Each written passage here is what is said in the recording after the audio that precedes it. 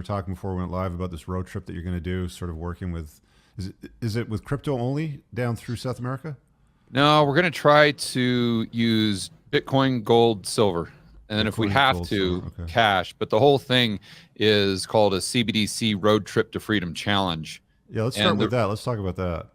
Yeah, the reason I'm doing it is because I believe that the question of CBDCs is a matter of when, not if. Yeah. In fact, just yesterday, I saw an article on Reuters talking about how SWIFT, the payment mechanism, is coming out with a platform for central bank digital currencies within the next 12 to 24 months. Mm-hmm.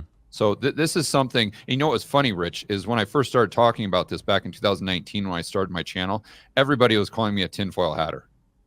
They're calling me doom and gloom. Oh, you don't know what you're talking about. Okay, Alex Jones, whatever. A central bank digital currency. Mm-hmm. Okay. And now all of a sudden, based on that Reuters article, 90% of central banks are in the process of building a CBDC. Mm-hmm. So this is a problem on a lot of different levels. Is this a bank issued problem, or is this a federal government issued problem that we're sort of... Well, as far as from a standpoint of the citizen, the real problem is it's centralizing the ledger, and therefore they're going to have the ability to see in real time and therefore control your transactions. And then that leads to what I would call a social score. Yeah. And this is where, you know, it goes into complete Big Brother and 1984 Orwell. Yeah. So programmable money is very easy to, I guess, create, program, distribute on a blockchain ledger. You don't have to mail it. There's no checks. There's no deposit in a bank account. It can just be added to somebody's digital wallet, and they can be forced to spend the money within a certain time frame. They can be restricted on what they can spend the money on. Their ability to access it could be restricted, dependent. I mean, you know, if we ended up in a dystopian sort of space where it's like carbon credits are a thing, and you've driven your diesel dually truck too far in the last few or your weeks. McLaren. Yeah, or your McLaren, or your Porsche, whatever happen to be, you know, driving.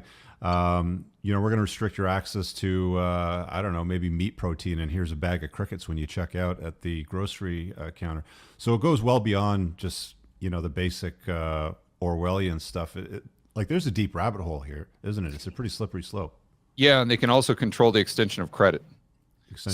Functionally, the way you just described it is accurate. Mechanically, it's a little bit different because the one ledger, the consolidation of the ledger, would, in my view, be the Federal Reserve's balance sheet, because it's infinite. And then when we get into credit, or the extension of credit, they can give anyone any interest rate they want, and they can give anyone a loan, and they don't have to worry about being paid back because they can't go bust. So right now, I don't know who you bank with, but let's say your viewers bank with Wells Fargo in the United States, or Bank of America. Well, your dollars that you would consider your asset, whether it's in a checking account or a savings account, is a liability of that bank. So what would happen in a CBDC world, those dollar liabilities would go from the bank's balance sheet over to the Federal Reserve. And then, since they cannot go bust, they can go ahead and give XYZ disadvantaged group home loans at 0% interest rates, or negative interest rates. And if you're a straight white male like Rich Cooper, and if you've been successful in life because of your, you know, white male privilege, then you're not going to get a loan. And if you do get a loan, it's going to be at a 20 or 25% interest rate, because that's the only way that we can equal the playing field between you and this disadvantaged group that hasn't had the same, we'll call them, opportunities that you have. And so this is where it gets really crazy as far as individual monetary policy. And then, to your earlier point, if you're doing something they don't like, they can go ahead and put a cap on that. Or if you're not spending money fast enough, they can go ahead and have like a negative interest rate to where you have to spend that money, or you start to lose the the nominal purchasing power, or you just, at the end of the month, it just gets cut in half. So you got to spend it now or lose it. And this is the type of world that I think we're going into. You got to ask yourself, why wouldn't they do this? Yeah, it makes right? sense. Like you have to assume that the more we centralize government, the more power the central planners have, the more it's going to attract people who have an insatiable lust for power. In other words, the more it's going to attract sociopaths. Now, even if you like the guy or gal in charge right now, that's not the point. At some time in the future, as long as we continue to consolidate power, then you're going to get a megalomaniac, a Stalin type, or a Mao, or other people that I can't mention to keep it YouTube friendly. You're going to get one of those people in charge. And then what they're going to do is they're going to leverage the system that has been created for them in order to control your life. And this is just the reality of the situation. That's why the only solution for this is smaller government. It's not just changing the views of the politicians and the government we have right now. So unfortunately, I've got some good news and bad news. The bad news is, for most people, this is unavoidable.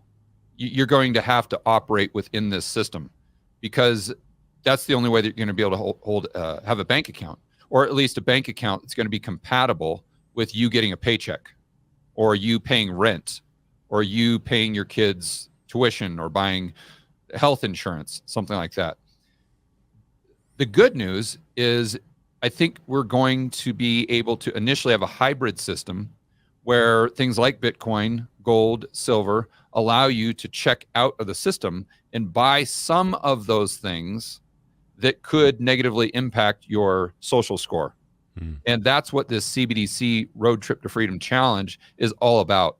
I'm going from Santiago, Chile, driving to Buenos Aires to meet my good friend Doug Casey for this trip, for this challenge. I'm sorry? What's the distance? How many miles? I don't know. It's going to take us about a week. That's all I know. Okay, you're talking a few thousand then.